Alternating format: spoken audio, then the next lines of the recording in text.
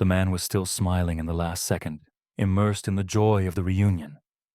But in the next second, he realized that something was wrong. His hands and feet were tied to the chair, and then his face was full of horror, because the restaurant was full of mercenaries that some has long since been killed. So he must take revenge.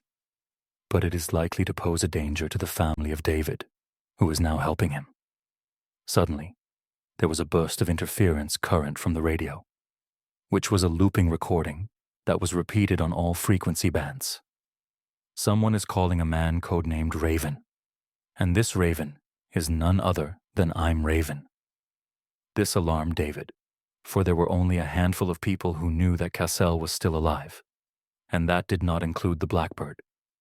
On the other side, Medany carefully studied the scene of Gunnar's death and let him. The blood from the scene was extracted for comparison. Medany believes that Cassell must have known some secret before being hunted down, and that the villain who can mobilize the army and the FBI must be a big fish behind him, so he must find Cassell. And his new boyfriend, Lusso, happens to be Cassell's best brother, and he pins his hopes on his boyfriend and tells him everything. I think he's heard any needs help, he's going to get himself killed. That's why he repeats the recording on the radio. After that, he contacted Kurt, and if anyone knew that Cassell was still alive, then this person must be him. But Cook didn't admit it, because it was his promise to Cassell. Although Russo said that he wanted to help and wanted to return Casso's innocence and freedom, he did not let go. That night, Kurt arrives at David's secret base, tells the Lord what happened, and convinces him that accepting Russo's help is the best option now. After a night of ideological struggle, they finally asked each other to meet at the dock by the sea and exchanged important information that they knew from each other.